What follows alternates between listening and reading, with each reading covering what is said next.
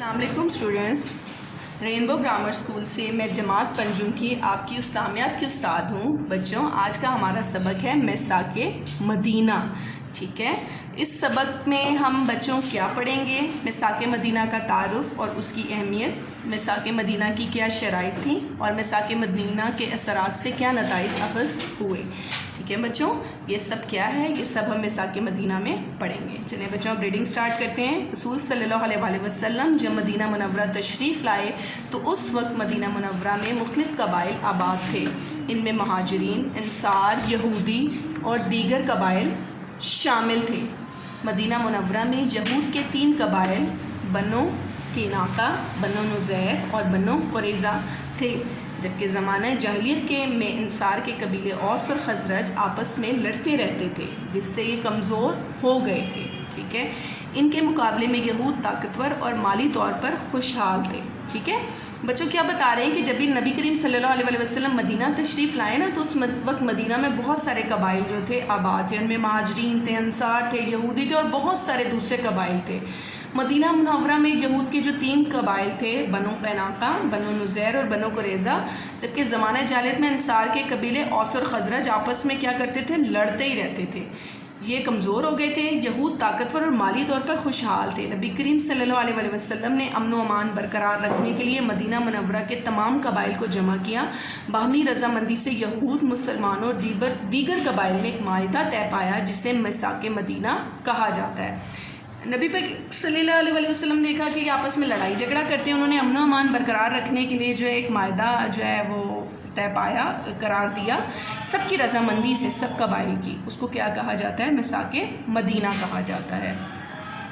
مدینہ منورہ کے تمام قبائل امن و امان سے رہیں گے اور امن کے قیام میں سب لوگ برابر کے شریک ہوں گے۔ یہ پہلی شرط ہے اس میثاق کی۔ دوسری شرط تھی کسی بیرونی دشمن کے حملے کی صورت میں سب مل کر دشمن کا مقابلہ کریں گے۔ تیسری شرط تھی معاہدے کے فریق آپس میں خیر خواہی اور بھلائی کا برتاؤ کریں گے۔ چوتھی شرط کیا تھی؟ معاہدے کے فریق مدینہ منورہ کو حرم تسلیم کریں گے، اس میں فساد برپا نہیں کریں گے۔ پانچویں شرط مظلوم کی مدد کی جائے گی۔ چھٹی معاہدے کے فریق میں سے کوئی بھی قریش مکہ کو پناہ نہیں دے گا۔ ساتویں ہر فریق کو مذہبی آزادی حاصل ہوگی، کوئی اس کے مذہبی معاملات میں مداخلت نہیں کرے گا۔ آٹھویں شرط تھی باہمی اختلافات کی صورت میں رسول صلی اللہ علیہ وسلم کا فیصلہ تمام فریق تسلیم کریں گے۔ نویں شرط کوئی آدمی اپنے حلیف کی وجہ سے مجرم نہ ٹھہرے گا۔ 10ویں شرط جنگ کی صورت میں سب فریق مل کر اخراجات برداشت کریں گے۔ میثاق مدینہ کی اہمیت کیا تھی بچوں؟ اب ہم پڑھتے ہیں نمبر 1 پوائنٹ۔ اس معاہدے کی وجہ سے رسول صلی اللہ علیہ وسلم مدینہ منورہ کی ریاست کے سربراہ بن گئے، ٹھیک ہے؟ جو اس کی اہمیت کیا ہوئی کہ نبی کریم صلی اللہ علیہ وسلم جو تھے مدینہ منورہ کی ریاست کے سربراہ بن گئے۔ نبی کریم صلی اللہ علیہ وسلم کے مختلف قبائل اور مذاہب کے لوگوں کو ایک جھنڈے تلے جمع کیا، ٹھیک ہے؟ یہ صرف نبی کریم صلی اللہ علیہ وسلم ہی تھے جنہوں نے تمام قبائل اور مذاہب کو جو ہے ایک جھنڈے تلے جمع کر دیا۔ میثاق مدینہ کی روح سے مدینہ منورہ کو مقدس شہر قرار دیا گیا، جس سے ہر قسم کا فتنہ اور فساد ختم ہو گیا۔ یہود کی تائید اور حمایت حاصل کرنا رسول صلی اللہ علیہ وسلم کی بڑی سیاسی کامیابی تھی، ٹھیک ہے نا بچوں؟ یہ سب سے بڑی کامیابی تھی نا کہ یہود بھی جو تھے حضور پاک صلی اللہ علیہ وسلم کی تائید کر رہے تھے۔ میثاق مدینہ ایک سیاسی اور معاشرتی منشور تھا جس کی بنیاد پر اسلامی ریاست کی بنیاد رکھی گئی۔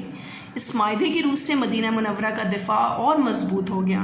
میثاق مدینہ انسانی تاریخ میں مذہبی رواداری کی شاندار مثال ہے، جس میں دوسری اقوام کے مذہبی، معاشرتی اور سیاسی حقوق کو تسلیم کیا گیا ہے۔ میثاق مدینہ دور حاضر میں عالمی امن کی بنیاد بن سکتا ہے، ٹھیک ہے بچوں؟ کیا ہے ہمارا یہ جو میثاق ہے، اس کی وجہ سے کیا ہوا؟ مذہبی رواداری کی شاندار مثال قائم کی گئی ہے اس میثاق کی وجہ سے، اور یہ جو ہے جس میں دوسرے اقوام کے بھی مذہبی اور معاشرتی سیاسی حقوق تسلیم کیے گئے ہیں۔ بحیثیت مسلمان نبی کریم صلی اللہ علیہ وسلم نے کبھی بھی یہ نہیں چاہا کہ وہ مسلمانوں کے حقوق کے لیے ہی بات کریں، انہوں نے دوسرے مذاہب کے لوگوں کے بھی حقوق کے بارے میں بات کی ہے، ٹھیک ہے؟ میثاق مدینہ دور حاضر میں عالمی امن کی بنیاد بن سکتا ہے۔ یہ میثاق مدینہ جو ہے جو موجودہ دور میں عالمی امن کی بنیاد بن سکتا ہے۔ جو آج کل لوگ فرقہ واریت میں، اب دوسرے گروہوں میں، مذاہب میں جو مذاہب میں جو مسئلے مسائل چل رہے ہیں، ایک دوسرے تفرقہ پڑ گیا ہے، ایک دوسرے کو پسند نہیں کرتے، مسلمانوں کو کوئی دوسرا برا کہہ رہے ہیں, اور اس طریقے سے بہت سارے مسئلے مسائل ہیں. اگر ہم اس میثاق مدینہ کو سامنے رکھیں تو بہت سارے مسئلے مسائل جو ہیں وہ حل ہو سکتے ہیں, کیونکہ ہمارے نبی پاک صلی اللہ علیہ وسلم نے ہمیشہ امن کی جو ہے شمع روشن کی ہے. ٹھیک ہے بچوں, آپ لوگوں نے کیا کرنا ہے, آپ کے پاس آپ کی ورک شیٹ موجود ہے, آپ نے اس کے اندر سے اپنا تمام ایکسرسائز کا کام کرنا ہے, اور جو ریٹن کام ہے وہ اپنی نوٹ کاپیز پہ آپ نے اچھے طریقے سے نوٹ کرنا ہے. اوکے بچوں, شکریہ, اللہ حافظ.